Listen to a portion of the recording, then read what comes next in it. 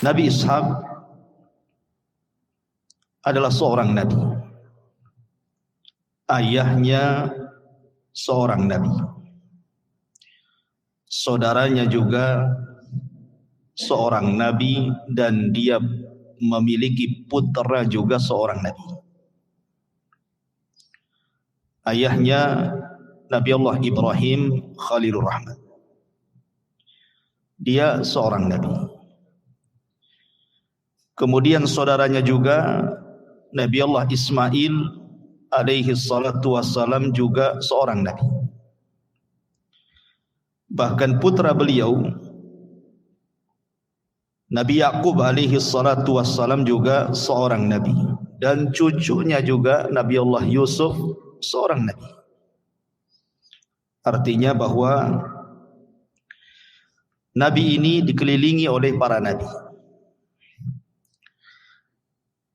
Kalau kita cerita tentang kisah Ishaq alaihi salam,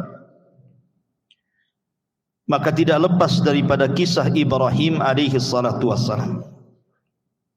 Karena kelahiran Ishaq ini adalah salah satu mukjizat yang Allah Subhanahu wa taala anugerahkan kepada Ishaq itu sendiri. Ma'asyiral muslimin yang dimuliakan Allah Subhanahu wa taala, di dalam Al-Qur'anul Karim Allah Subhanahu wa taala menyebut nama Ishaq itu dengan 16 kali di dalam beberapa ayat yang tersebar di dalam Al-Quran. Saya sebutkan pertama surah Al-Baqarah ayat 133. Kemudian diulang dalam Al-Baqarah juga 136. Kemudian diulang dalam Al-Baqarah juga 140-nya. Kemudian dalam surah Ali Imran ayat 84-nya. Kemudian surah An-Nisa ayat 163-nya. Kemudian surah Al-An'am ayat 80, atau surah Al-An'am, surah Al-An'am ayat 84. Kemudian surah Hud ayat 71. Kemudian surah Yusuf ayat 6. Kemudian diulang juga dalam Yusuf 38. Kemudian surah Ibrahim ayat 39. Kemudian surah Maryam ayat 49. Surah Al-Anbiya ayat 71. Kemudian dalam Al-Ankabut ayat 27. Kemudian dalam surah As-Saffat ayat 112. Kemudian terulang dalam As-Saffat 113-nya, dan yang terakhir dalam surah Shad ayat 45. Inilah ayat-ayat yang menyebutkan nama Ishaq di dalam Al-Quran. Akan tetapi ma'asyiral muslimin yang dimuliakan Allah Subhanahu wa taala, walaupun Nabi Allah Ishaq alaihi salatu wassalam adalah kakek buyut Bani Israel, tetapi kisahnya tidak banyak dalam Al-Quran. Ketika Allah Subhanahu wa taala menyebutkan beberapa ayat sampai 16 ayat dalam Al-Quran, itu memang kisahnya tidak lengkap. Tapi kalau kita mau baca ayat-ayat itu, banyak pelajaran dan ibrah yang kita bisa petik nantinya. Dan yang paling besar ibrah dan pelajaran adalah tentang jangan putus asa daripada rahmat Allah Subhanahu wa taala. Nanti kita akan jabarkan ketika kita masuk pada kisah Nabi Allah Ishaq alaihi salatu wassalam. Ma'asyiral muslimin yang dimuliakan Allah Azza wa Jalla, kita mulai kisah ini dari surah Az-Zariyat. Dari surah Az-Zariyat mulai daripada 24 dan ayat-ayat seterusnya. A'udzu billahi minasyaitonir rajim. Bismillahirrahmanirrahim. Hal ataka hadithu dhaifi Ibrahim al-mukramin. Sudahkah sampai kepadamu wahai Muhammad cerita tentang tamu-tamu yang datang kepada Nabi Allah Ibrahim? Ada yang mengatakan tamu ini adalah malaikat Jibril, malaikat Mikail, dan malaikat Israfil, menjelma menjadi manusia. Iddakhalu alaihi faqalu salaman, qala salamun qaumun munkarun. Kalimat ini menunjukkan mufajah, artinya secara tiba-tiba. Ibrahim dikagetkan ketika 3 malaikat ini kemudian masuk ke tempatnya dan mengucapkan kalimat salam. Kalimat salam tentu adalah kebiasaan yang juga disyariatkan dalam Islam. Apabila kita masuk ke rumah orang, maka kita ucapkan salam. Siapa yang mengucapkan assalamualaikum warahmatullah, maka dia dapat pahala 20 pahala. Kalau lengkap assalamualaikum warahmatullahi wabarakatuh, maka dapat pahala 30. Dan yang menjawab salam hukumnya wajib. Jadi yang menyampaikan salam hukumnya sunnah, tapi yang menjawab salam hukumnya wajib. Dan kita boleh menjawab salam sesuai dengan salamnya. Kalau dia mengucapkan assalamualaikum, maka kita jawab waalaikumsalam warahmatullah. Kalau dia mengucapkan salam assalamualaikum warahmatullah, maka kita jawab waalaikumsalam warahmatullahi wabarakatuh. Kalau dia mengucapkan lengkap assalamualaikum warahmatullahi wabarakatuh, maka kita juga sama waalaikumsalam warahmatullahi wabarakatuh. Begitu cara menjawab salam. Lihat dia sampai di mana mengucapkannya. Kemudian Allah mengatakan faragha ila ahlihi faja'a biijlin samin. Ibrahim itu diambil dari 2 kata, Abu Ibrahim. Bahasa Ibrani artinya dia adalah Abul Adiyah, bapaknya tamu. Jadi Ibrahim itu memang setiap hari membuka pintu rumahnya untuk para tamu. Jadi memang sudah terbiasa menjamu tamu itu. Bahkan Ibrahim itu pernah punya penangkaran unta. Jadi setiap ada tamu maka akan disembelihkan unta. Subhanallah Ibrahim itu. Karena di zaman itu tamu beda dengan di zaman sekarang kan. Kalau di zaman sekarang kadang-kadang tamu itu kalau datang ke tempat kita walaupun dia orang jauh, terkadang sudah makan di jalan. Karena banyak warung, banyak restoran sepanjang jalan gitu ya. Tapi para musafir dulu, mereka kalau bertamu itu memang betul-betul lapar kan itu. Tidak ada yang mereka makan. Makanya kemudian Ibrahim itu sudah menyediakan hidangan-hidangan yang lezat untuk tamunya. Ketika kemudian Ibrahim sudah menyambut tamu-tamu ini, maka faragha ila ahli. Kalimat ragha menurut ahli tafsir artinya Ibrahim itu bersegera mendatangi istrinya tanpa sepengetahuan tamunya. Jadi Ibrahim itu segera memberitahu istrinya untuk menghidangkan makanan, menyediakan makanan, menyiapkan makanan tanpa sepengetahuan tamunya dan bersegera. Inilah kesalahan di zaman sekarang. Kalau ada tamu kita ini banyak tanya. Mau kopi, mau teh, mau apa? Nggak usah ditanya. Ya, nggak perlu ditawarkan seperti itu. Jadi Al-Quran memberikan kaidah menghormati tamu. Faragha ila ahli. Sebelum tamu ini bicara, langsung kita ngomong ke istri kita, cepat sediakan minuman, makanan, tanpa harus ditawarkan dulu. Kalau dia suka, alhamdulillah dimakan. Kalau tidak suka, tidak dimakan, nggak ada masalah. Yang penting kita sudah ikramul dhaif namanya ya, memuliakan tamu. Faragha ila ahli faja'a biijlin samin. Maka diam-diam dan segera Ibrahim pergi menemui keluarganya. Padahal Ibrahim itu kan cuma hidup berdua. Tidak ada keluarganya, maksudnya karena kan ketika itu belum punya anak. Sementara Hajar sudah diletakkan di Mekah. Nah, sementara Ibrahim cuma hidup berdua dengan istrinya.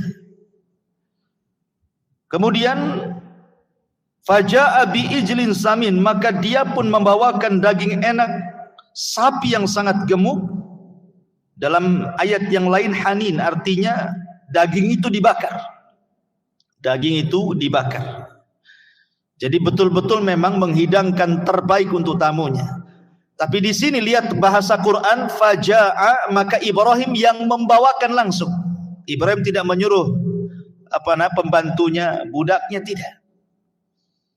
Untuk apa? Menunjukkan bahwa Ibrahim betul-betul memuliakan tamu. Dia bawa sendiri. Kalau kita kan enggak ya, nyuruh kalau punya pembantu, suruh pembantunya bawa. Tidak, Ibrahim mengajarkan kepada kita begini cara memuliakan tamu, langsung dibawa sama dia. Kemudian dihidangkan di hadapan tamu-tamunya itu. Faqarrabahu ilaihim, maka kemudian setelah dihidangkan makanan itu, kemudian didekatkan kepada para tamu itu. Qala, Ibrahim mengatakan, ala ta'kulun, ala ta'kulun. Lihat bahasa Ibrahim. Ibrahim tidak memerintahkan, makan kamu, enggak begitu bahasanya. Terkadang ada tuan rumah itu maksa-maksa kan. Awas kalau tak makan ya, katanya. Kadang-kadang memaksa, tidak boleh. Kalau memang dia suka makan, alhamdulillah. Kalau enggak ya tidak apa-apa. Masalahnya apa? Jangan dipaksa-paksa sampai sudah kenyang pun suruh makan, suruh minum kan gitu. Itu enggak punya adab dengan tamu. Jadi Ibrahim hanya mengatakan, ala ta'kulun, mengapa kalian tidak makan? Ini kan bukan bahasa perintah kan? Hanya suruh pilihan saja, supaya tidak tersinggung tamunya. Masalahnya, setiap kemudian Ibrahim menawarkan makanan itu kepada tamunya, tamu ini tidak mau memandang makanannya, tidak mau memandang minumannya. Tentu Ibrahim merasa ketakutan, nih tamu kok kayak gini gitu ya. Ini siapa tamu ini? Jangan-jangan orang jahat pula. Masalahnya anak-anak muda gitu ya, kekar-kekar lagi kan. Maka disebutkan fa'aujasa minhum khifah. Maka Ibrahim pun merasa takut. Kenapa? Kalau dia ditawarkan makanannya malah yang dipandang dirinya, ditawarkan minumannya malah yang dipandang dirinya. Ini siapa orang ini? Karena Ibrahim itu kan gak kenal mereka. Mereka pun mengagetkan Ibrahim, tahu-tahu datang. Tapi Ibrahim kan tidak melihat-lihat orang, siapa dia, enggak. Walaupun Ibrahim tidak kenal orang itu, yang jelas dia orang jauh tamu, tetap oleh Ibrahim tidak dibeda-bedakan antara tamu yang dikenal dan tamu yang tidak dikenal. Tetap saja Ibrahim memuliakan. Maka Ibrahim merasa takut. Maka tamu-tamu itu mengatakan, qalu la takhaf, jangan takut. Menunjukkan bahwa adab bertamu juga harus memberikan keamanan kepada sahibul bait. Jangan merepotkan sahibul bait. Terkadang kita ini sebagai tamu merepotkan tuh sahibul bait. Ada bakso enggak? Minta bakso pula dia.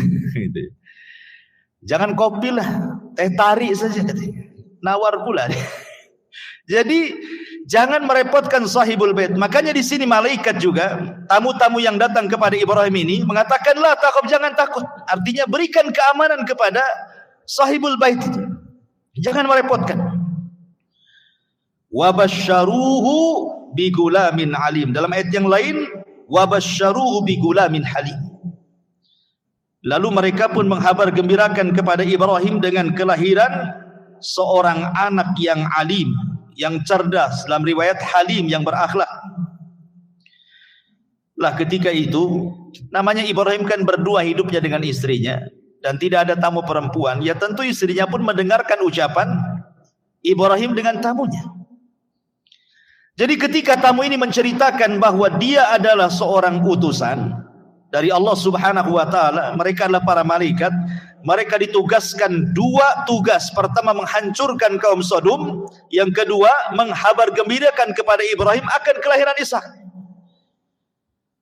Makanya kemudian fa aqbalat imra'atuhu fi surratin fa dhahikat wajhaha wa qalat ajuzun akim.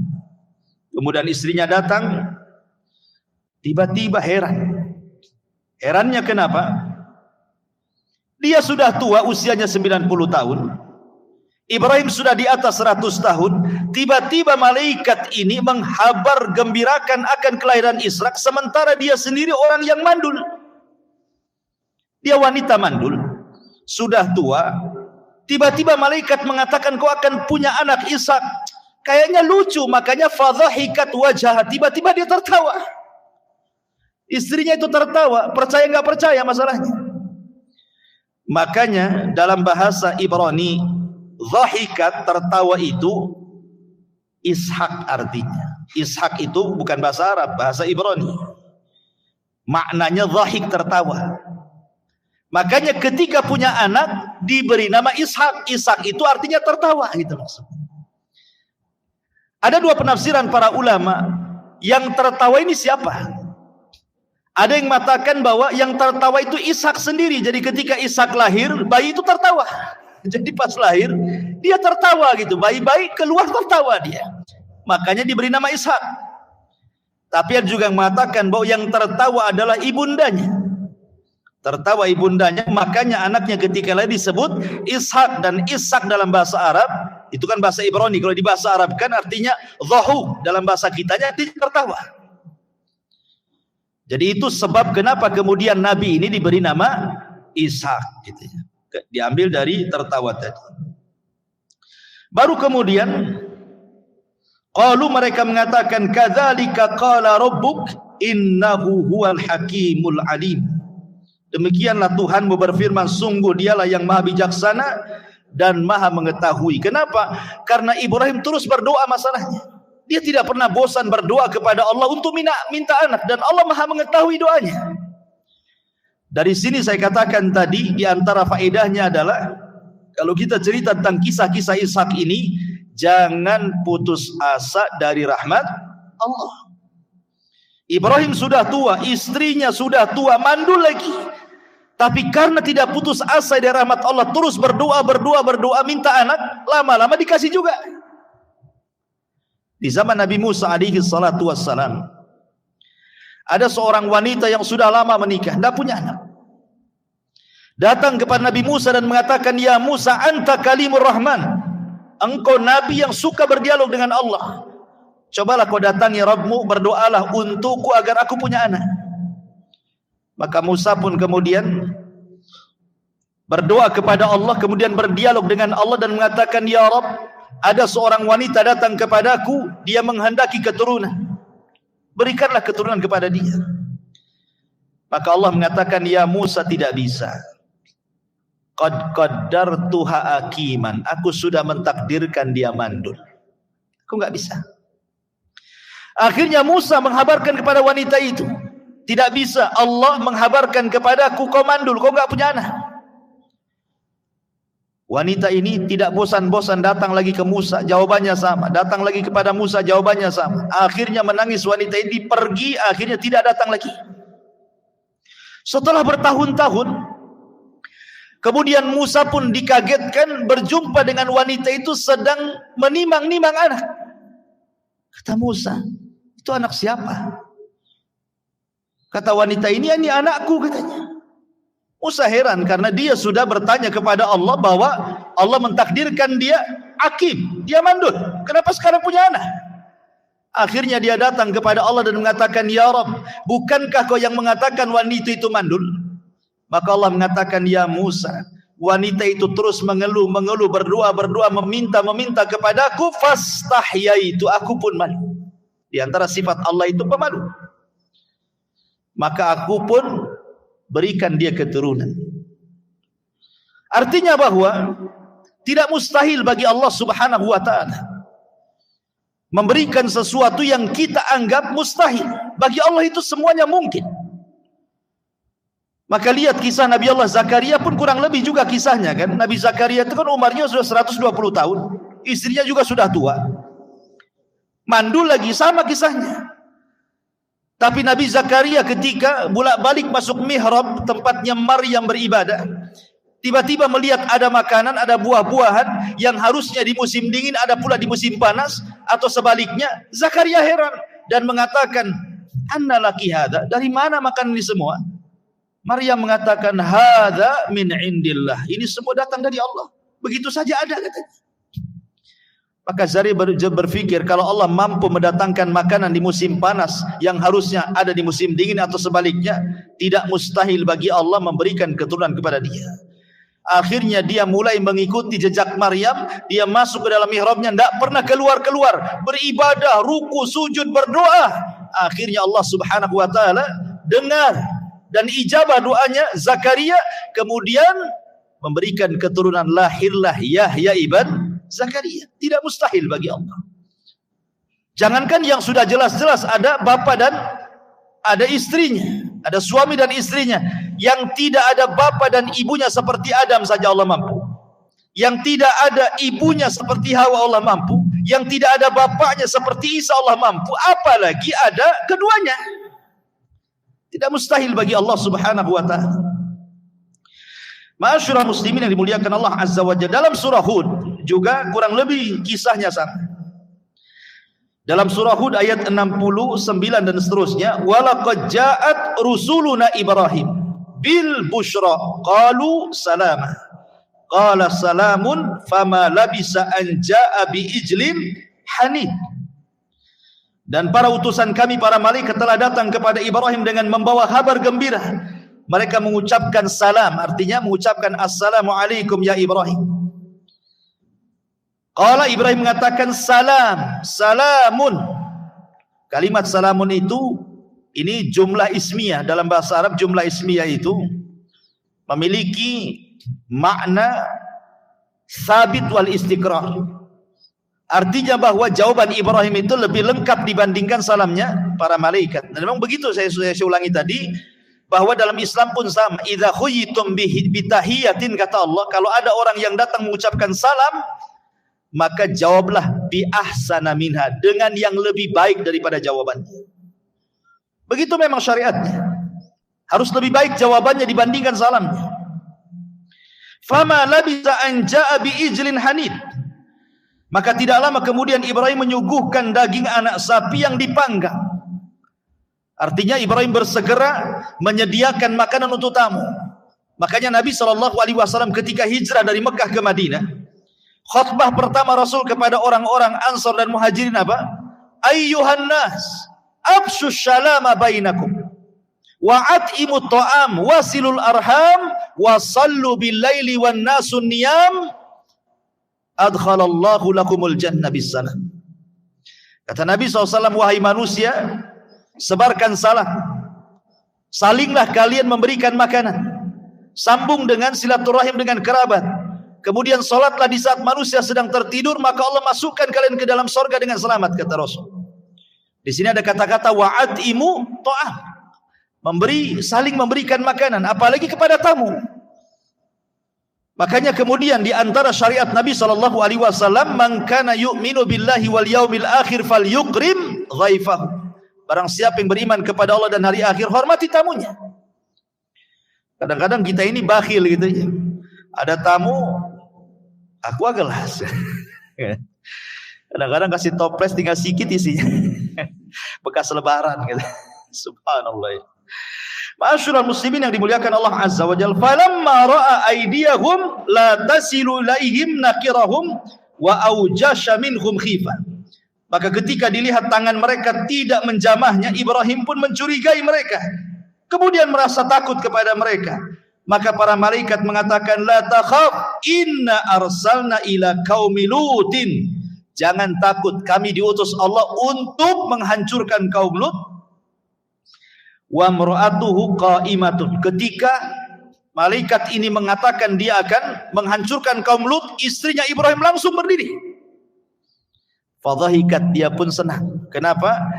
Karena dia tahu ujian Nabi Lut. Dia berdakwah bertahun-tahun, kaum Sodom tidak ada yang beriman, bahkan disakiti. Artinya ketika kaum Sodom dihancurkan, Lut akan istirahat dari mereka. Istrinya Ibrahim senang, bangkit dia. Kemudian saking senangnya dia pun tertawa.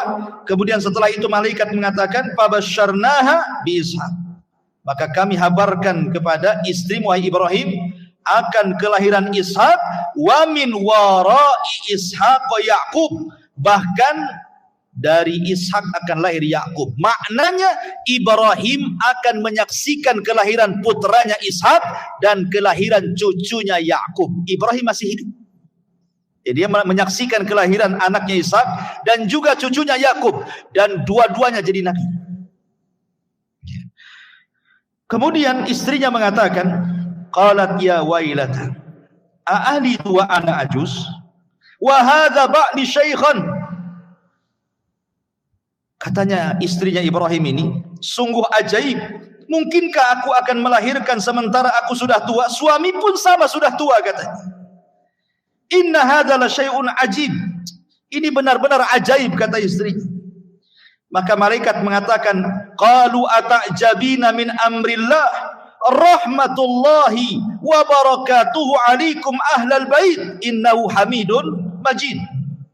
Mengapa engkau heran dengan ketetapan Allah Subhanahu wa taala? Itu adalah rahmat dan berkah dari Allah dicurahkan kepada kalian, wahai ahlal bait. Sesungguhnya Allah Maha terpuji lagi Maha pengasih. Ini rahmat bagi kalian, enggak perlu heran. Tidak ada yang mustahil bagi Allah. Bagi Allah itu mudah itu, katanya. Falamma dhahaba an Ibrahimur raw wa ja'athul busyra yujadiluna fi qaumi Lut. Maka ketika rasa takut hilang dari Ibrahim dan kabar gembira tentang datangnya mereka, dia pun kemudian bersoal jawab soal malaikat yang akan menghancurkan kaum Lut. Intinya bahwa dari dua ayat ini atau dua surat ini, surah Az-Zariyat dan surah Hud ini, mengajarkan kepada kita bahwa kelahiran Ishak itu sebuah mukjizat besar. Kenapa dikatakan kelahirannya mukjizat? Karena tadi dilahirkan dari seorang yang sudah tua, yang mustahil punya anak, dan dari seorang wanita yang sudah tua juga dan juga mandul, tiba-tiba punya anak. Kalau bukan mukjizat apa namanya? Jadi kelahiran Ishak itu sendiri adalah mukjizat dari Allah Subhanahu wa taala kepada Ibrahim dan kepada Ishak itu sendiri. Ma'asyiral muslimin yang dimuliakan Allah Subhanahu wa taala, Ishak ini adalah adiknya daripada Ismail dan berbeda ibu. Kalau kita melihat dalam Taurat atau dalam Perjanjian Lama, disebutkan bahwa jarak antara Ishak dengan Ismail itu arba'ata asyara sana, 14 tahun. Jadi Ismail sudah usianya 14 tahun, baru kemudian Allah anugerahkan kepada Ibrahim anak kedua dari Sarah, Ishak. Jadi jaraknya antara Ishak dengan Ismail itu 14 tahun. Itu dalam Perjanjian Lama, maksudnya dalam Taurat. Tapi dalam Islam jaraknya tidak jauh, 5 sanawat. Ada yang mengatakan 5 tahun saja jarak antara Ismail dengan kelahiran Ishak. Dan di sini menunjukkan bahwa Ismail lebih dahulu dibandingkan Ishak. Karena orang-orang Yahudi mereka mengatakan bahwa anak yang disembelih itu bukan Ismail tetapi Ishak. Mereka mengklaim demikian. Jadi kisah tentang penyembelihan yang ma'ruf dalam Islam, orang-orang Yahudi mengatakan Az-Zabi, anak yang disembelih putra Ibrahim itu bukan Ismail tapi Ishak. Mereka mengatakan seperti itu. Kemudian orang-orang Yahudi juga mencela Ismail dengan mengatakan itu anak budak. Bahkan diusir lagi sama istri sahnya Sarah gitu ya, sampai akhirnya kemudian hijrah ke Mekah. Maka dalam Islam kita katakan bahwa justru terbalik, bahwa Az-Zabih, anak yang disembelih oleh Ibrahim itu bukan Ishak tetapi Ismail. Dalilnya adalah kisah daripada Al-Quran ketika menceritakan penyembelihan Ismail. Perhatikan ayatnya dalam surah As-Saffat ayat ke-101. Dan ini sudah saya ceritakan ketika menceritakan tentang kisah Ismail. Fabasyarnahu bigulamin halim. Maka kami habarkan kepada Ibrahim dengan anak yang berakhlak, maksudnya Ismail. Falamma balagha ma'ahu sa'ya, ketika usia Ismail sudah belasan tahun, sudah bisa diajak bicara, minta tolong, sudah bisa diajak dialog. Qala, maka Ibrahim mengatakan, ya bunayya Inni ara fil manami anni adzbahuka fanzur madza tara. Wahai anakku, semalam ayahmu, kata Ibrahim, bermimpi bahwa ayahmu menyembelih kamu, bagaimana pendapatmu? Qala, maka Ismail mengatakan, ya abatif al-ma tu'mar satajiduni insyaallahu minas sabirin. Wahai ayahku, kalau ini perintah Allah, lakukan saja, engkau akan dapati anakmu ini insyaallah termasuk hamba Allah yang sabar. Falamma aslama, ketika keduanya sudah menyerahkan diri kepada Allah, wa tallahu lil jabin, dan Ibrahim sudah menggorok leher Ismail, wa nadainahu ayya Ibrahim qad saddaqta ru'ya. Tiba-tiba ada panggilan dari langit dan mengatakan, wahai Ibrahim, engkau sudah membenarkan mimpimu. Inna kadzalika nazil muhsin, begitulah kami balas kepada orang-orang yang berbuat baik. Inna hadza lahuwal balaul mubin, ini semua adalah ujian yang besar bagi Ibrahim. Wa fadainahu bidzibhin adzim, kami ganti Ismail dengan penyembelihan yang besar. Wa tarakna alaihi fil akhirin, dan akan menjadi cerita bagi orang-orang setelahnya. Salamun ala Ibrahim, keselamatan bagi Ibrahim. Kadzalika nazil muhsinin, begitulah kami balas orang-orang yang berbuat baik. Innahu min ibadinal mu'minin, sesungguhnya Ibrahim termasuk hamba kami yang beriman. Lihat setelahnya, wa basyarnahu bi ishaq, kami setelah itu kami habarkan kepada Ibrahim dengan kelahiran Ishak. Lihat tartibnya di sini. Siapa yang disembelih? Ismail, bukan Ishak. Ya.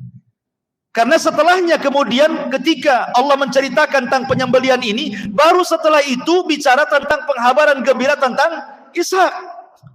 Jadi orang-orang Yahudi yang mengatakan bahwa anak yang disembelih putra Ibrahim itu adalah Ishak tidak benar, dibantah dalam Al-Quran di sini. Bahwa yang disembelih itu Ismail, bukan Ishak. Karena di ujung cerita ini baru Allah mengatakan wa basyarnahu bi ishaq nabiyyan minas salihin, dan kami habarkan kepada Ibrahim dengan kelahiran Ishak, dan dia akan menjadi nabi dan termasuk hamba Allah yang saleh. Ma'asyiral muslimin yang dimuliakan Allah Subhanahu wa taala, ketika kemudian Ishak ini lahir, kemudian Ishak juga nasibnya sama dengan Ibrahim. Ibrahim pernah berpesan kepada Ishak, nanti kalau kamu hendak menikah, jangan menikah dengan siapapun, ambil dari keluarga bapakmu. Itu pesannya Ibrahim. Makanya kemudian Ibrahim pun setelah berpesan kepada Ishak jangan menikah kecuali dari keluarga bapakmu, maka Ishak pun melamar anak pamannya, namanya Rifqah. Istrinya Ishak namanya Rifqah. Rifqah ini wanita saleh, wanita saleh ahli ibadah luar biasa, tidak lepas daripada ibadah kepada Allah Azza wa Jal. Bahkan disebutkan biografinya oleh banyak para ulama tentang kisah wanita-wanita terbaik dalam Al-Quran. Salah satunya istri daripada Ishak namanya Rifqah, anak daripada pamannya. Nah setelah kemudian usianya 40 tahun lebih, udah lama menikah juga sama, tidak juga dikarunia anak tuh Ishak tuh. Lama juga. Kemudian istrinya juga mandul, sama dengan ayahnya, dengan ibunya gitu ya.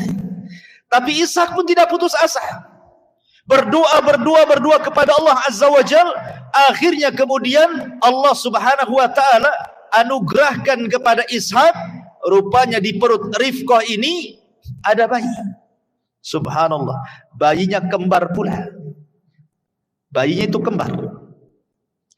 Ketika kemudian melahirkan, yang pertama dilahirkan anak pertamanya namanya Al-Is, pakai sad, Al-Is.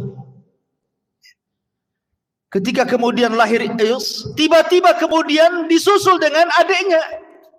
Dalam bahasa Arab, menyusul itu artinya Ya'qub dalam bahasa Arab itu. Ya'qub itu artinya menyusul.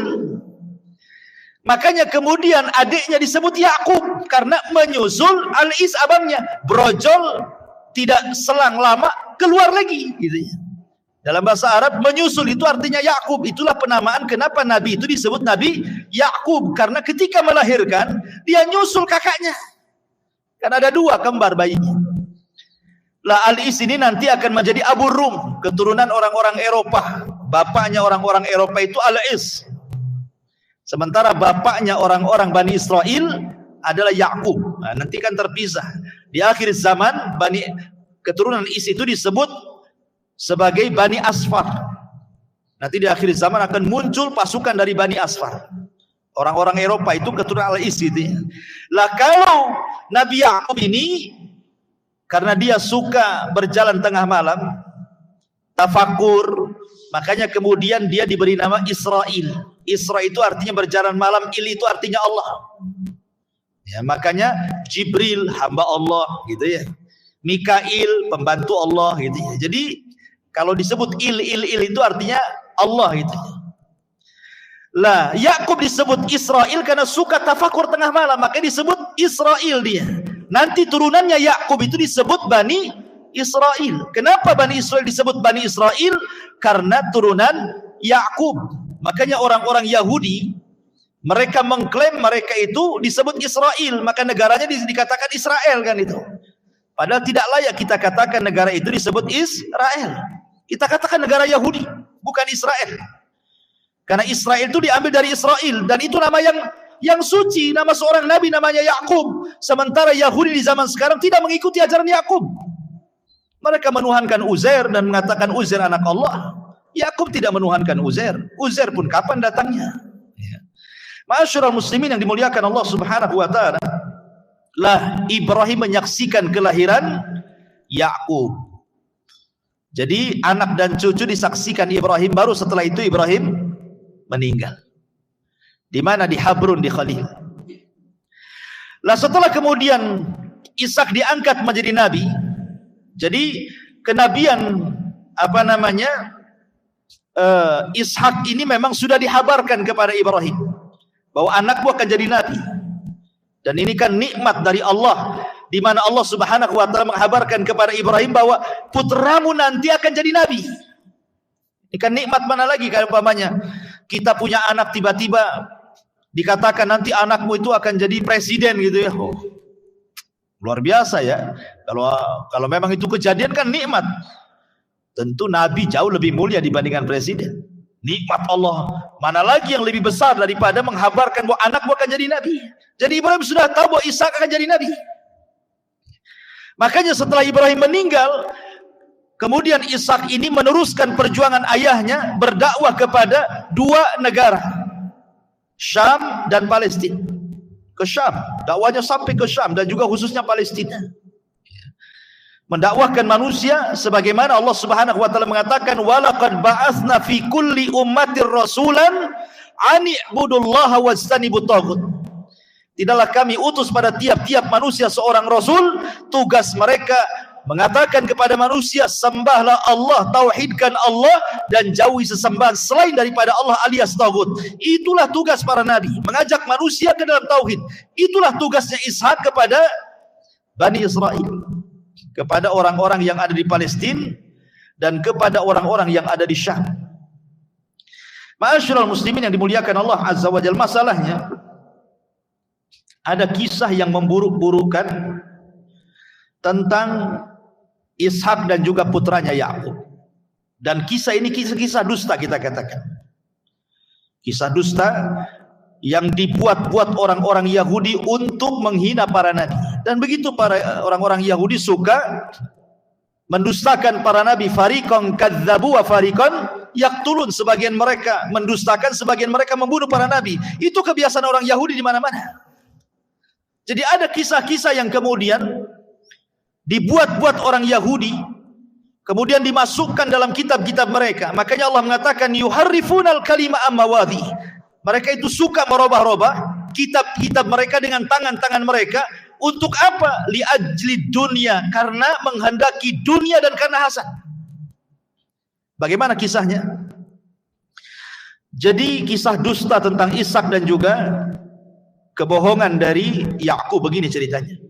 Jadi Ishak ini menikah dengan Rifqah. Tadi saya katakan Rifqah nama istrinya, dan dua-duanya sudah tua, punya anak dua. Siapa? Al-Is dan Yakub. Al-Is ini ketika lahir banyak bulunya, jadi penuh dengan bulu, tangannya, badannya, kakinya penuh dengan bulu. Beda dengan Yakub, tidak ada bulunya. Lah ketika sudah besar dua-duanya, kebiasaan orang-orang dulu kalau mewariskan sebuah harta, sebuah tahta, maka diwariskan kepada anak terbesarnya, bukan kepada adiknya. Jadi warisannya itu tumplak kepada anak terbesarnya semuanya, adiknya gak dapat apa-apa kalau zaman dulu. Kalau zaman sekarang alhamdulillah semua dapat kan gitu. Adil. Ya, semua anak laki-laki mau kakaknya mau adiknya semua dapat sama. Dan perempuan separuh daripada laki-laki. Menjadi asabah dan asabah li ghairihi. Artinya dalam Islam ini betul-betul menghapus ajaran-ajaran yang orang-orang dulu kan itu. Jadi Yakub itu Ishak ini suka dengan Al-Is. Senang dia. Kenapa? Karena anak pertama. Beda pula Rifqah istrinya tidak suka dengan Is, dia suka pula dengan Yakub. Jadi bapaknya suka dengan Is, ibunya pula sama dengan Yakub. Jadi suatu ketika Ishak ini kan sudah tua sekali, sudah buta pun. Jadi dia ingin mewariskan kekayaannya dan kepemimpinannya kepada anak tertuanya, tapi dengan syarat. Dipanggilnya Al-Is itu, wahai Al-Is, ini kamu. Dengan butanya, dengan mengatakan, kamu sudah besar, aku pun sudah tua dan mendekati ajalku. Berburulah kamu, karena Al-Is ini memang jago berburu. Berburulah kamu, tangkaplah burung, masaklah burung itu. Setelah kau masak, hidangkan kepadaku, aku akan makan. Setelah itu aku doakan keberkahan kepadamu. Rupanya ucapan Ishak ini kedengaran sama Rifqah istrinya. Setelah Is pergi, kemudian istrinya Rifqah ini memanggil siapa? Yakub. Dan mengatakan, Yakub, sini kamu. Bapakmu akan mewariskan semua kekayaan kepada abangmu. Saya tidak suka. Sebelum abangmu menghadirkan makanan itu, kau hadirkan duluan. Kata Yakub, gak bisa, aku bukan Is. Ya. Kata ibunya, tenang, aku sudah mempersiapkan semuanya. Akhirnya kemudian dibalutkan kulit kambing di tangannya itu. Biar kalau Yakub, namanya orang buta, kalau dia megang tangannya nampak ada bulunya, padahal itu kulit kambing yang dibalutkan di tangannya. Ya. Sama sengaja sama ibunya dibuat seperti itu. Diajari dusta. Akhirnya kemudian segeralah kemudian Yakub mencari burung, kemudian memasaknya, kemudian menghidangkan kepada ayahnya Ishak. Kemudian mengatakan, ya abati, wahai ayahku, saya adalah Al-Is. Kata Yakub, Is sedang berburu. Kenapa cepat sekali kan gitu kan? Enggak, saya Al-Is katanya. Walaupun Ishak itu ketika itu ya gimana? Ketika diraba jasadnya jasad Is, tetapi suaranya Yakub. Namanya orang buta kan gitu. Ya akhirnya diahkan saja, disangkanya yang depan itu adalah Al-Is. Kemudian setelah dihadirkan makanan, dia makan, dipegangnya kepala Yakub, kemudian didoakan kepemimpinan dan diwariskan seluruh kekayaannya setelah dia meninggal. Selepas itu kemudian Yakub pergi. Setelah pergi datang pula Is. Dia sudah dapat burung, sudah masak, sudah siap dihidangkan gitu ya. Kemudian mengatakan, ya abati, wahai bapakku, apa yang kau suruh sudah kulakukan. Saya sudah membawa daging yang siap disantap. Katanya ya Ishak, Is baru tadi datang. Oh tidak, aku baru datang katanya kan. Akhirnya kemudian dipukullah kepala Ishak ini sendiri, merasa menyesal gitu ya. Kok bisa-bisanya dia kena bohong gitu ya. Kena prank bahasa kitanya. Kemudian dia pun sedih, akhirnya meninggal sebab itu. Ceritanya tidak sampai di sini. Setelah kemudian Ishak meninggal, ya sebagaimana kebiasaan karena Yakub sudah mendapatkan mandat waris daripada Ishak, akhirnya semua kekayaannya, emasnya, ternaknya, rumahnya, kebunnya, semua diwariskan kepada Yakub. Is nggak dapat apa-apa, miskin dia. Saking miskinnya sampai dia kelaparan. Akhirnya dia datang kepada Yakub dan mengatakan, Yakub, berikan makanan kepada Hatta kitu an amut, saya mau mati nih kalau nggak makan. Kata Yakub, oh tidak bisa. Kau harus mengakui bahwa warisan itu untukku.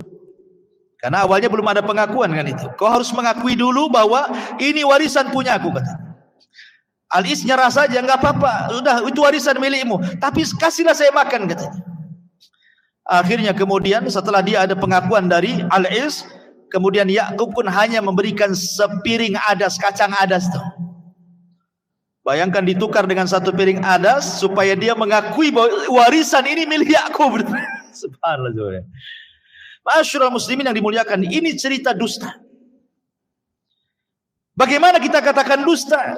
Pertama, tidak mungkin Ishak melakukan seperti ini. Dia seorang nabi, pasti datang wahyu.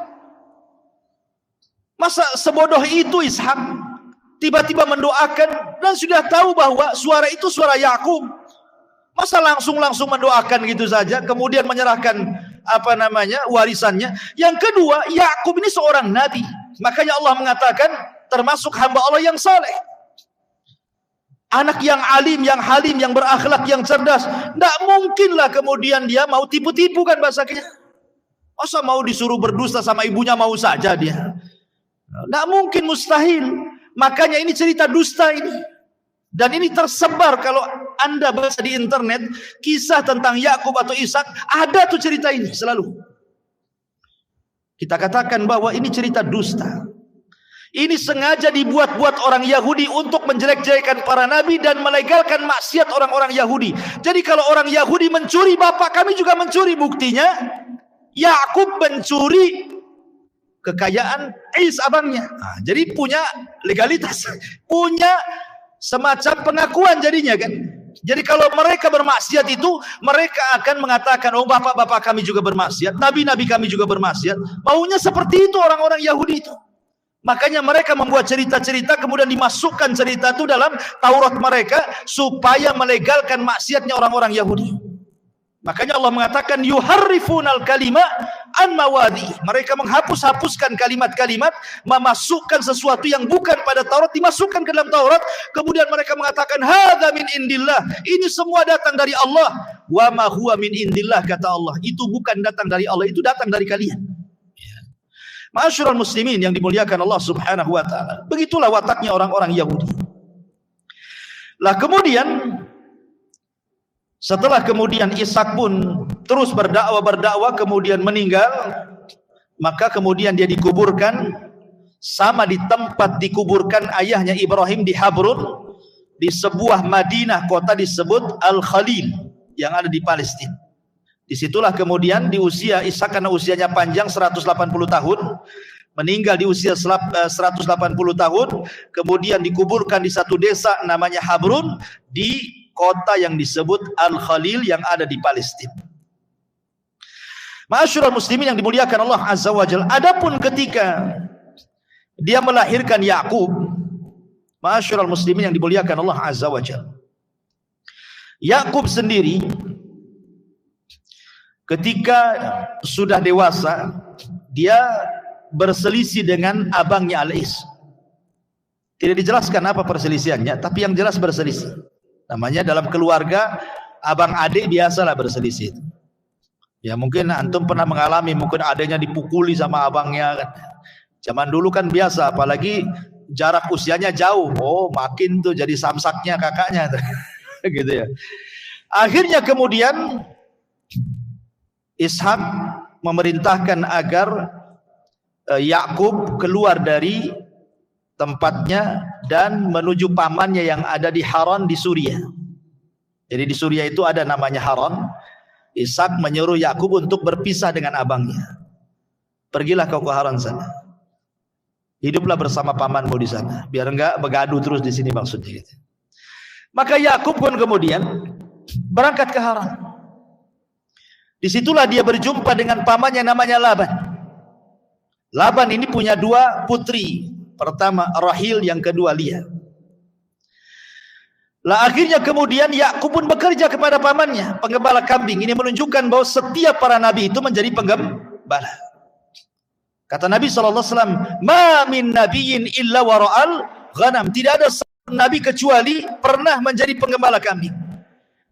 Termasuk Anda wahai Rasul, termasuk saya. Bahkan kenapa Nabi SAW sampai dari mulai kecil loh diasuh oleh Halimah Sa'diyah, dari mulai umur 1 tahun, 2 tahun sampai 6 tahun tidak lepas dari kambing Nabi itu. Jadi mainan Nabi itu sejak kecil sudah main dengan kambing tuh. Makanya ketika di usia 12 tahun dia menjadi penggembala kambing, dia sudah tahu ilmunya kambing. Walaupun kecil-kecil mungkin dia tidak paham, tetapi kan karena sering bergaul dengan kambing, paham dia akhirnya. Ilmu perkambingan bahasa kita. Jadi ketika Rasulullah SAW tidak jadi berangkat ke Syam bersama Abu Talib karena dihalang-halangi oleh pendeta, jangan pergi ke sana nanti dibunuh anak ini, pulangkan ke Mekah. Akhirnya Rasulullah SAW mulai berpikir untuk menolong pamannya. Bagaimana caranya? Lihatlah orang-orang sebayanya, banyak orang gembala kambing, ikutlah dia menjadi penggembala kambing. Dan penggembala kambing itu diistilahkan para ulama sebelum Rasul membimbing umat, sengaja Allah Subhanahu wa taala memerintahkan dia untuk memimpin kambing. Seolah-olah memimpin kambing itu persiapan untuk memimpin umat, karena terlahir sifat-sifat kesabaran, kemudian keberanian, tawadu, ya kan? Penggembala kambing tawadu. Mana ada penggembala kambing duduk di kantor? Penggembala kambing ya tidur sama kambing lah, tawadu kan gitu ya. Kemudian sabar, kalau nggak sabar banyak matilah kambingnya. Kalau sakit kan diobati. Nah, timbullah sifat sabar, rahmat, kasih sayang, berani, takut dicuri orang, takut ada serigala, dilawan dia, keberaniannya muncul kan itu ya. Jadi memang dididik. Lah, sama dengan Yakub juga sama. Akhirnya kemudian dia tertarik dengan salah satu putrinya Laban namanya Rahil, dan mengatakan, wahai pamanku, boleh nggak aku nikahi salah satu putrimu? Boleh, tapi syaratnya jadilah kau bekerja denganku selama 7 tahun. Subhanallah, karena dia mengejar wanita, 7 tahun pun dilewati dia. Namanya dia cinta dengan wanita, ingin mendapatkan wanita, laut pun diseberang, gunung pun didaki, kan itu bahasanya. Kalau orang sudah ada keinginan dengan perempuan, semua jadi.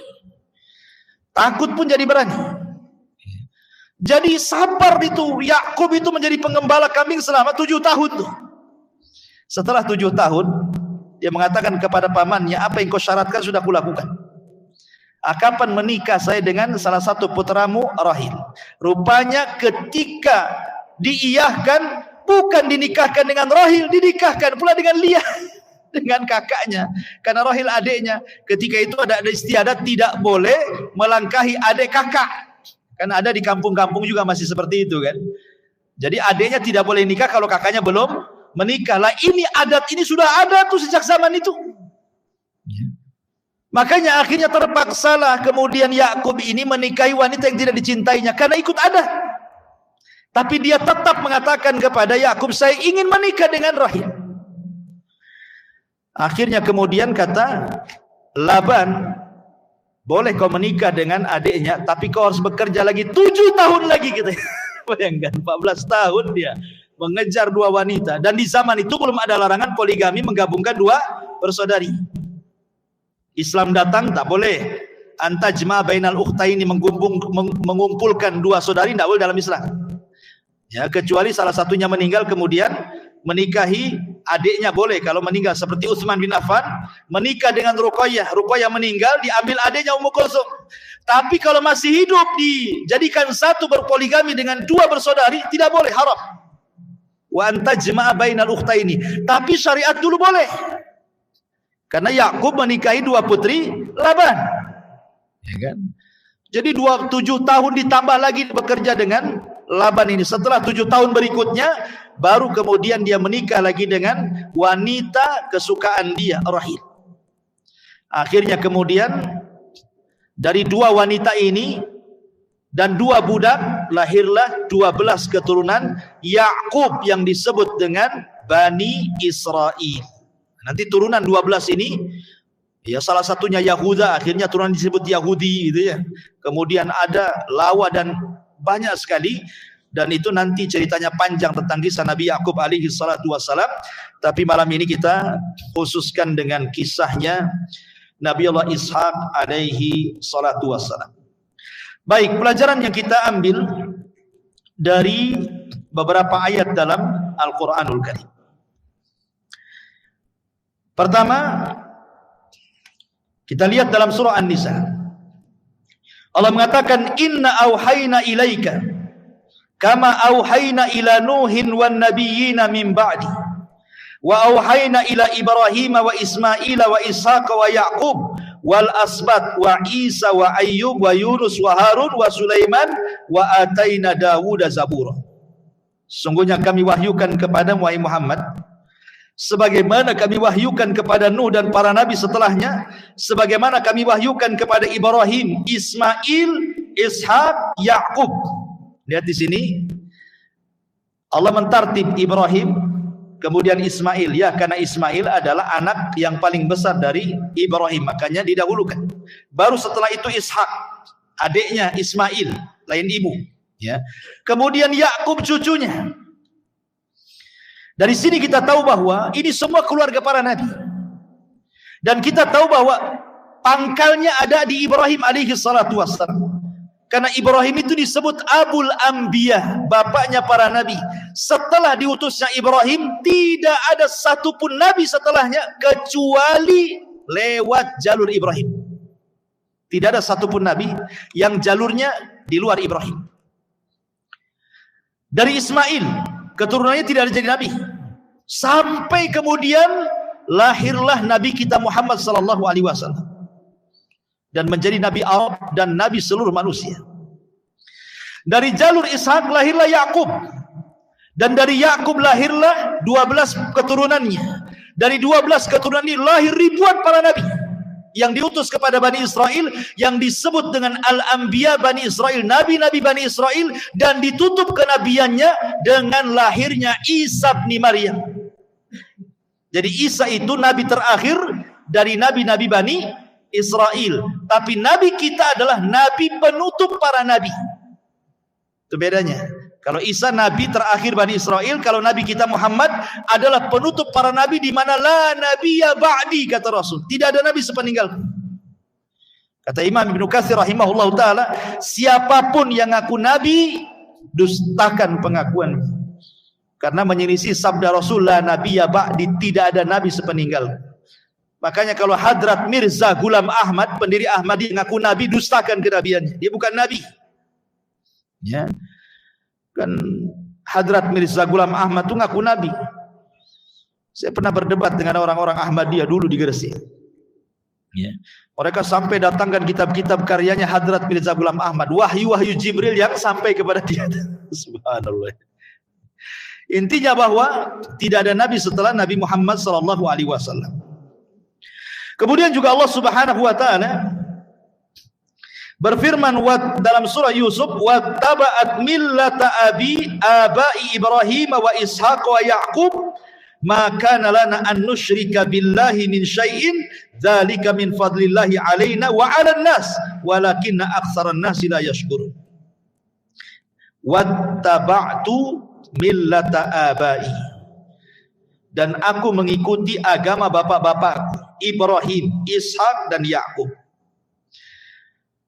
Dan Allah tidak perintahkan kecuali agar jangan menyekutukan dengan Allah dengan siapapun. Dan itu adalah karunia Allah kepada kita dan kepada manusia, akan tapi kebanyakan manusia tidak bersyukur. Dari sini menunjukkan bahwa kita mengikuti agama para nabi. Maksudnya mengikuti tujuan dakwah para nabi, tauhid. Karena kalau bicara tentang syariat, masing-masing nabi punya syariat sendiri.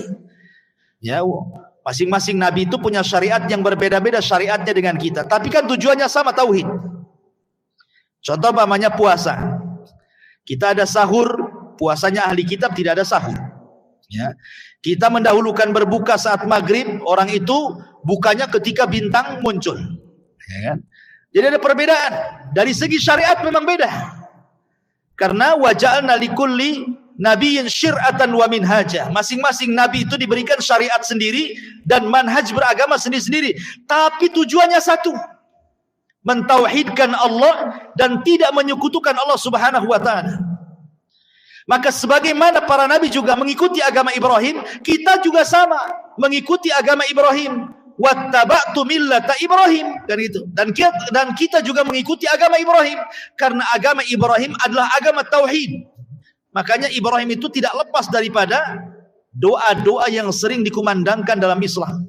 Ketika tasyahud kita pun sering menyebut-nyebut bukan hanya Allahumma sholli ala Muhammad, tetapi wa ala ali Muhammad kama shallaita ala Ibrahim wa ala ali Ibrahim. Disebut-sebut juga keluarga Ibrahim. Karena dakwah Rasul dengan dakwah Ibrahim dan seluruh keturunannya termasuk Ishak sama mentauhidkan Allah Subhanahu wa taala. Kemudian juga dalam surah Ibrahim ayat ke-37, Alhamdulillahilladzi wahaba li 'alal kibari Ismail wa Ishaqa inna rabbi lasami'ud du'a. Ibrahim ketika lahirnya Ishak dan juga Ismail, sementara dua-duanya putra Ibrahim ini kan Ibrahim sudah tua. Ismail lahir Ibrahim sudah tua. Ishak lahir Ibrahim sudah tua juga. Makanya ketika lahir keduanya apa kata Ibrahim? Alhamdulillah alladzi wahabali. Segala puja dan puji hanya milik Allah yang telah menganugerahkan kepadaku alal kibari, di saat aku sudah tua, Ismail wa Ishak. Anakku yang namanya Ismail dan Ishak. Inna rabbi lasami'ud du'a. Sungguhnya Rabbku sungguh maha mendengar setiap doa. Dari sini menunjukkan bahwa nikmat apapun yang Allah anugerahkan kepada kita, jangan lupa mengucapkan alhamdulillah. Diberikan keturunan, alhamdulillah. Diberikan rumah, alhamdulillah. Kendaraan, alhamdulillah. Pasangan yang saleh dan saleh, alhamdulillah. Jangan lupa mengucapkan alhamdulillah. Karena alhamdulillah itu bentuk syukur dengan lisan.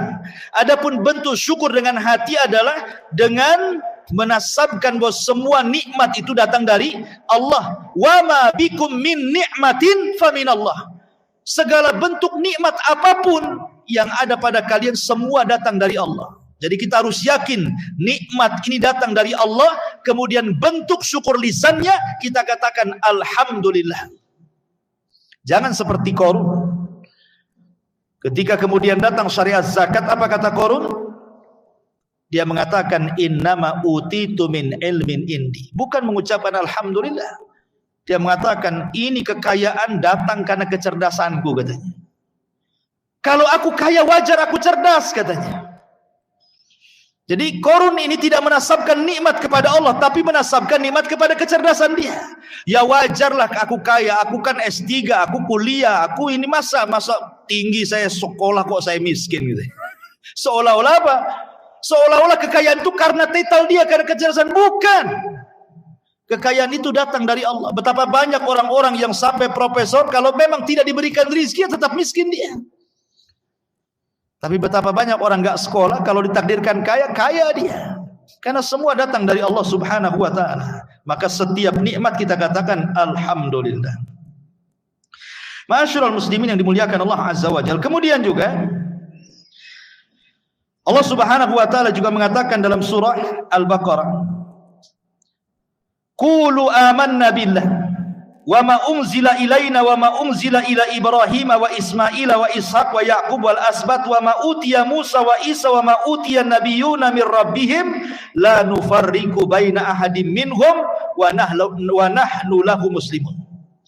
Katakan kami beriman kepada Allah dan apa yang diturunkan kepada kita dan apa yang diturunkan kepada Ibrahim, Ismail, Ishak, Yaqub dan Asbat, dan apa yang diberikan kepada Musa, Isa dan apa yang diberikan kepada para nabi dari Rabb mereka. Jangan kita membeda-bedakan mereka siapapun, dan kita semua berpasrah diri kepada Allah. Dari sini ada faedah, tidak boleh kita membeda-bedakan para nabi. Karena orang Yahudi mereka tidak mengakui kerasulan Isa. Orang Yahudi itu tidak beriman dengan Isa. Bahkan dikatakan Isa itu anak zina, ibunya pelacur. Sampai hari ini orang Yahudi tidak mengakui Nasrani. Rupanya diulang oleh Nasrani. Orang Nasrani tidak mengakui Muhammad sallallahu alaihi wasallam. Kan gitu. Sebagaimana Yahudi tidak mengakui Isa, Nasrani pula tidak mengakui Muhammad sallallahu alaihi wasallam. Ketika orang Nasrani mengkafirkan orang Yahudi, kenapa? Karena Yahudi tidak mengakui Nabi mereka. Kita pun sama kafirkan Nasrani, karena orang Nasrani tidak mengakui Nabi kita. Apa bedanya? Dan orang Yahudi juga tidak mengakui Nabi kita. Kita kafirkan juga Yahudi. Makanya Allah mengatakan, Lam yakunil ladhina kafaru. Siapa kafaru? Min ahlil kitab. Siapa ahli kitab? Yahudi dan Nasrani. Mereka kafir berdasarkan nas Al-Quran. Dan kita boleh mengkafirkan Yahudi kafir, Nasrani kafir. Boleh, karena Allah yang mengkafirkan. Kalau Allah katakan Yahudi kafir, kita katakan kafir. Nasrani mengatakan kafir, kita katakan kafir. Karena Allah yang mengatakan kafir. Tapi kalau Allah dan Rasulnya tidak mengatakan kafir, jangan kita kafirkan. Kita hanya mengkafirkan yang Allah kafirkan, kita yang mengkafirkan yang Rasul kafirkan saja. Datang pula orang-orang yang tersinggung dari kalangan kaum muslimin, jangan mengatakan kepada ahli kitab orang kafir. Lembut sikit lah, keras sekali kalian nih. Lalu apa sebagai gantinya? Ya, non muslim. Non muslim lah. Apa bedanya non muslim? Ya kafir kan itu. Mau dilembutkan gimana? Bahasa Quran itu paling lembut, ikhwan. Wa man asdaqu minallahi qila. Tidak ada yang lebih benar daripada ucapan Allah. Dan tidak ada yang lebih lembut dibandingkan firman Allah. Kalimat kafir itu lembut karena Allah yang mengatakan. Kalau kita mengatakan mereka kafir, itu Al-Quran yang mengatakan. Kita hanya ikut Quran saja. Kok yang sewot malah orang-orang yang beriman ini gimana? Orang-orang Islam yang sewot malah. Orang kafir kita kafirkan, mereka diam saja. Sebagaimana mereka kafirkan kita juga kita diam saja. Kenapa saudara-saudara kita dari Muslim kok sewot dia? Kan aneh ini menunjukkan. Padahal Islam mengajarkan la nufarriqu baina ahadin mir rusul. Ketika kita bahas tadi di awal bahwa orang Yahudi mengatakan anak yang disembelih adalah Ishak. Kita katakan tidak, anak yang disembelih adalah Ismail. Walaupun demikian kita tidak boleh membeda-bedakan. Mau Ismail, mau Ishak, ya kan? Mau para nabi yang lainnya, kita katakan bahwa mereka khiratun nas, sebaik-baik manusia yang Allah utus. Mereka para nabi, mereka para rasul, teremban kepada mereka tugas mulia wahyu dari Allah. Kita akui mereka nabi kita. Mereka nabi, mereka rasul, diturunkan oleh Allah Azza wa Jalla untuk mendakwakan tauhid. Kita tidak boleh membeda-bedakan mereka. Walaupun Yahudi membedakan para nabi dan rasul, tidak mengakui Isa, tidak mengakui Muhammad, enggak apa-apa. Tapi kita akui nabinya Yahudi Musa, kita akui nabinya Nasrani Isa.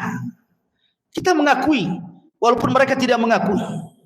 Makanya Allah mengatakan la nufarriqu baina ahadim minhum. Dan begitu seterusnya ayat-ayat seputar kisah Ishak alaihi salatu wassalam. Wallahu a'lam bishawab. Memang kisah Ishak ini tidak banyak dicantumkan dalam Al-Qur'an. Maksudnya tidak secara detail, ya. Sebagaimana kisah-kisah nabi yang lainnya, karena sering saya katakan bahwa dari 25 nabi dan rasul, ada nabi-nabi itu yang secara detail diceritakan. Seperti Musa itu detail, dari lahir sampai besar gitu ya. Ibrahim detail gitu ya. Kemudian juga Nabi Yusuf detail gitu ya. Tapi ada nabi itu global saja, kayak Nabi Ishak ini kan global-global saja. Paling sebagai tambahan kisah-kisah Israiliyat gitu ya. Tapi ada nabi yang aneh disebut nama nggak ada kisahnya, seperti Dzulkifli. Ada namanya dalam Quran. Al-Yasa ada namanya dalam Quran. Kisahnya tidak ada. Ya kan? Nah, tetapi kita katakan bahwa Allah mengutus para nabi sebanyak 120.000, ada yang mengatakan 124.000, dan Rasul 314. Tetapi yang kita kenal namanya berdasarkan nas Al-Quran hanya 25 nabi dan Rasul. 18 namanya tercantum dalam satu surat namanya Al-An'am. Lebihnya tersebar di beberapa surat dalam Al-Quran sehingga genap menjadi 25 nabi dan rasul. Dan ini harus kita imani, baik yang kita kenal namanya atau yang tidak kita kenal namanya. Kita beriman bahwa nabi-nabi itu ada dan diutus oleh Allah Subhanahu wa ta'ala.